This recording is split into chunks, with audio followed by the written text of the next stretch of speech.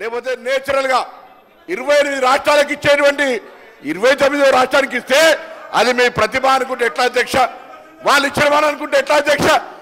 నాకు చిన్న రాష్ట్రంగా తెలంగాణ రాష్ట్రానికి 29వ రాష్ట్రానికి భారతీయ జనతా పార్టీ గత 10 ఏళ్లలో ఇప్పుడు కాదు 10 సంవత్సరాలుగా ఏమి ఇచ్చిన అధ్యక్ష?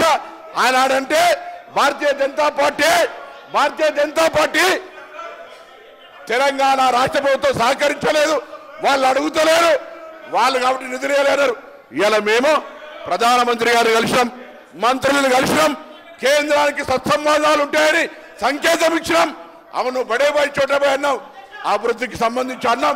ఈ ఏళ్ళ గురించి సామరస్యపూర్వకంగా దయచేసి మీరు ఇట్లా మీరు వాళ్ళ దిక్కు చూడదు, నేను మీ దిక్కే చూస్తాను, మీరు నా దిక్కే చూడాలి అధ్యక్ష. ఎందుకంటున్నా అంటే వాళ్ళు సభలో వాస్తవాలు మాట్లాడుతుంటే ఆనాడు అధ్యక్ష మినిస్టర్ గారు ఒక్క నిమిషం, రామారావు గారు ఒక్క నిమిషం. మహేష్ రెడ్డి గారికి నేను చాలాసార్లు అవకాశాలు ఇచ్చిన, మీరు కూర్చోండి. మీకు చాలాసార్లు అవకాశం ఇచ్చినా మీరు వాడుకోలేదు, మీరు సమయాన్ని వృధా చేసినారు. ఇంకా చాలామంది సభ్యులు మాట్లాడవలసి ఉంది. అందుకనే మినిస్టర్ గారు మాట్లాడిన తర్వాత అవసరం ఉంటే మళ్ళీ అవకాశం ఇస్తాను. దయచేసి మీరు కూర్చోండి, ప్లీజ్ కూర్చోండి. నేను ఇప్పుడు మీరు ఇచ్చినటువంటి సమయం రామారావు గారు మీకే మీరు వాళ్ళు మాట్లాడుతున్నారు, మీకే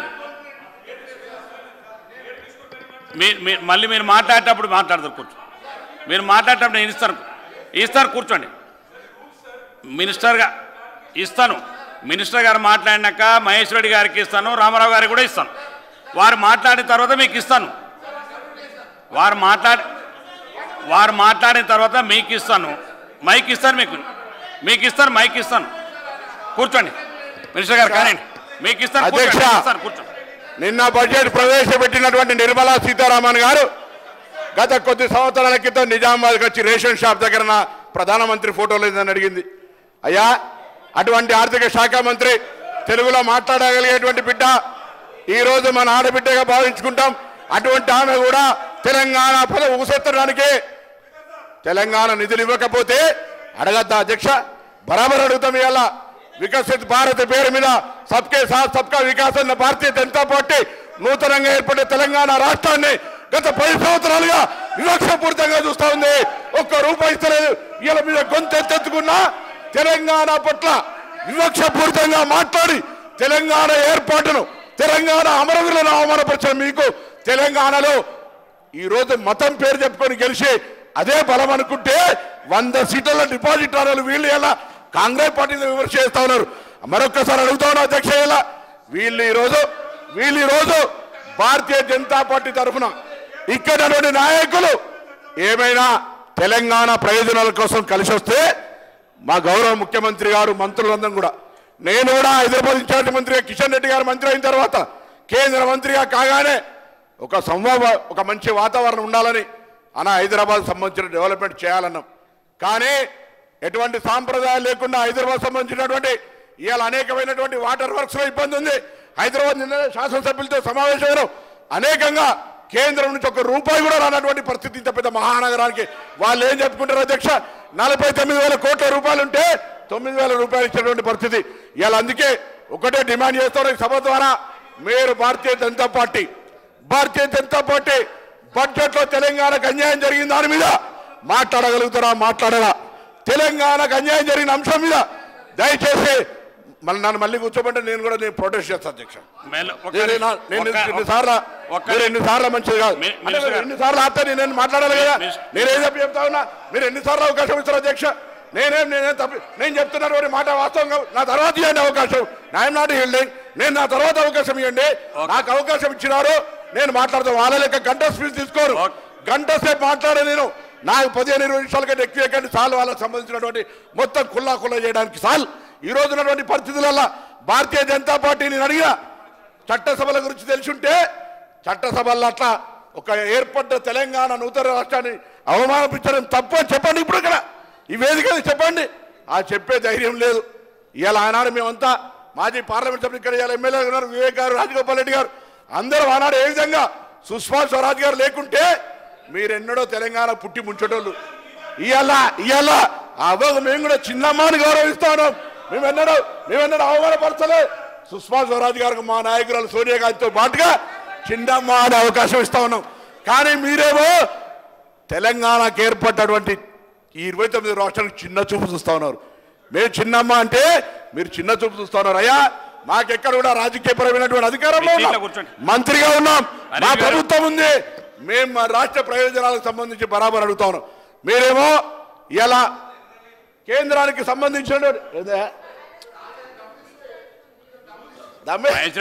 ఈ రోజు హైదరాబాద్ సంబంధించినటువంటి అనేక అంశాల్లో కూర్చోండి ఎంతసేపు మాట్లాడడానికి మీకు ఇస్తాను అధ్యక్ష, ఎంతసేపు భారతీయ జనతా పార్టీని మనం ఈ రోజు ఆ బడ్జెట్ ఒక్కసారి పరిశీలించినట్టయితే మీరు ఊకిట్లా మధ్య వాళ్ళు అనుకోని అధ్యక్ష, మీరు వాళ్ళ ఏమనకండి, వాళ్ళు ఏమన్నా లొల్లి పెట్టుకోని. అధ్యక్ష, భారతీయ జనతా పార్టీ బడ్జెట్ చూస్తే ఎంతసేపు కుర్చీ కాపాడుకోవడానికి ఆంధ్రప్రదేశ్ కు బీహార్ కు తప్ప తెలంగాణ పేరెత్తడానికి కూడా భయపడినటువంటి పరిస్థితులలో వీళ్ళు ఇట్లా మాట్లాడితే ఎట్లా అధ్యక్ష? ఎందుకు ఇవ్వలేదో కారణం చెప్పగలుగుతారా? ప్రజాహితం అంటే ఏంది?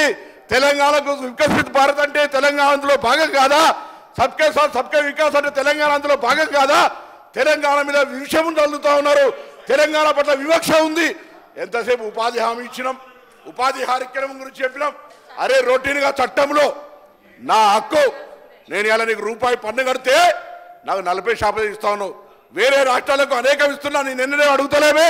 కానీ బడ్జెట్లో నా రాష్ట్ర ప్రయోజనాలకు అన్యాయం జరిగితే చూస్తూ ఊరుకునేటువంటి తెలంగాణ గడ్డ కాదులే. దయచేసి ఆలోచన చేయమని చెప్పి సందర్భంగా కోరుతా ఉన్నా. ఆ రోజు చెప్తా ఉన్నారు హరీష్ రావు గారు, ఇలా మన మిత్రులు మాట్లాడుతూ ఆనాడు తెలంగాణ పదము అనడానికి నిషేధం అన్నటువంటి వాళ్ళు ఉండ్రి, చాలామంది చాలా రకాలు ఉండ్రి. కానీ ఆఖరికి ఆర్టికల్ 3 ద్వారా కాంగ్రెస్ పార్టీ ఇస్తేనే తెలంగాణ రాష్ట్ర పేరు ఎప్పటిదనే విషయాన్ని దయచేసి గౌరవ సభ్యులు మర్చిపోదని సందర్భంగా కోరుతాను.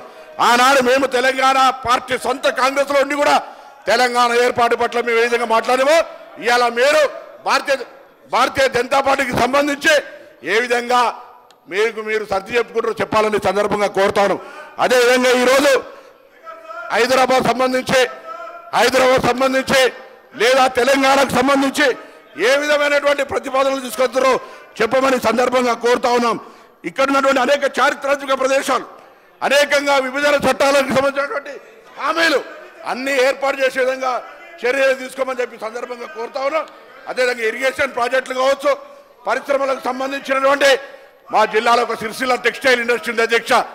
ఈరోజు సిరిసిల్ల టెక్స్టైల్ ఇండస్ట్రీ గురించి పాపం గౌరవ శాసనసభ్యుడు లెటర్ రాస్తే మీకు ఇయ్యేలా జ్ఞాపకం వచ్చిందా అని అడుగుతారు బండి సంజయ్ గారు. అవును, వారికి ఇయ్యలేని జ్ఞాపకం వచ్చింది, నాకు ఇయ్యలేని జ్ఞాపకం వచ్చింది. మరి మీరు ఇలా 5 సంవత్సరాలు ఎంపీ ఇప్పుడు మంత్రి అయినరు, సిరిసిల్లకి ఏం చేస్తారని ఈ వేదిక మీద అడుగుతా ఉన్నా. వారు లెటర్ రాస్తే వారిని అవమానించడం, నేను అడిగితే నన్ను అవమానిస్తాను. కానీ ఇలా సిరిసిల్ల కేంద్ర మంత్రిగా ఆత్మహత్యలు జరుగుతుంటే ఏం తెచ్చినావు అక్కడ శాసన పార్లమెంట్ సభ్యుడిగా కేంద్ర మంత్రిగా అడుగుతాను. ఏ మంత్రి కాదు సార్, నేను ఒక బలహీన వర్గాల బిడ్డానని అహంకారంతో ఏ అంటే మాత్రం ఊరుకోను, జాగ్రత్త అని చెప్తాను. నిన్న విధంగా చాలా మంది ఏదో ఎక్కడి నుంచో గాలికి వచ్చానుకునే పద్ధతి కాదు. హరీష్ రావు గారు జాగ్రత్త, హరీష్ బాబు ఏ అంటే వాడు ఊరుకునేది దయచేసి సభా సాంప్రదాయాన్ని నా గౌరవాన్ని కాపాడాల్సిన అవసరం ఉంది. నేనేమడుగుతున్నా అధ్యక్ష, ఈరోజు నా సిరిసిల్ల చేనేత కార్మికులు ఆత్మహత్యలు చేసుకుంటున్నారు. సిరిసిల్ల చేనేత కార్మికులు దయచేసి హరీష్ గారు మీ సీట్లో కూర్చోండి, మీరు పోయి మీ సీట్లోకి వెళ్ళి కూర్చోండి. మీరు పోడియంకి వచ్చేస్తున్నారు, మిగతా సభ్యులు పైకి పోతున్నారండి. మీరు సభలో ఇది కొత్త సభ్యులు, మీరు కూర్చోండి. మన మినిస్టర్ గారు మాట్లాడండి. కాదు సార్ అధ్యక్ష, ఫస్ట్ ఆయన ఏం సార్ నన్ను ఏం సార్ ఏం సభ్యులు కాదు నేను. ఆయన కూర్చోనికి ఏడికొచ్చేదో ఆయన మన మహేశ్వరునికి చేత కాదన్నట్టుగా ఆయన సహకారం పేపర్లు ఇచ్చుకుంటే నీకు సపోర్ట్ చేస్తున్నట్టు యూఆర్ ఇండిపెండెంట్. మీరు మాట్లాడారు ఈ రోజు సార్ ఒకటే ఇలా నేను సిరిసిల్లాకు సంబంధించి గతంలో పార్లమెంట్ సభ్యుడిగా పనిచేసిన ఈ రోజు గౌరవ శాసనసభ్యుడు కేటీఆర్ గారు సిరిసిల్ల టెక్స్టైల్ ఇండస్ట్రీ అడిగితే తప్ప చేనేత కార్మికులు తెచ్చిపోతున్నారు. కేంద్రం నుంచి ఏమిచ్చారు మీద ఇవాళ సిరిసిల్ల లాంటి ప్రాంతంలో చేనేత కార్మికులు ఆదుకోవడానికి ఏం చేస్తా ఉన్నారు? అరే అవేం చేయరు ఇవాళ పరిస్థితులల్లా. దయచేసి ఒకటే అడుగుతా ఉన్నా, కేంద్రము మళ్ళొక్కసారి స్పష్టంగా ఈ సభ ద్వారా చర్చ జరుగుతూ ఉంది. నరేంద్ర మోడీ గారికి తెలంగాణ అంటే ఇష్టం లేదు, తెలంగాణ ఏర్పాటును పార్లమెంటు సాక్షిగా అవమానపరిచినాడు, అమరవీరులను కించపరిచిండు. అందుకే తెలంగాణకు సంబంధించి టిఆర్ఎస్ అధికారంలో ఉన్న కాంగ్రెస్ అధికారంలోకి వచ్చిన నిర్లక్ష్యం చేస్తా ఉన్నాడు. ఆనాడు మీకు ఒక సాకుంటే టిఆర్ఎస్ మమ్మల్ని కేంద్రంతో సత్సంబంధాలు లేవని, కానీ మా ప్రభుత్వం, మా ముఖ్యమంత్రి గారు, మంత్రులు అనేక సందర్భాల్లో కలిసి కేంద్రానికి విజ్ఞాపనలు ఇస్తున్నాం. ఇప్పుడు కూడా ఏ కారణం చెప్తారు తెలంగాణ నిధులు ఇవ్వకపోవడానికి, ఏం బాధ్యత, ఏం స్పందిస్తారని అడుగుతా ఉన్నాం. ఇవాళ థాంక్యూ, ధన్యవాదాలు.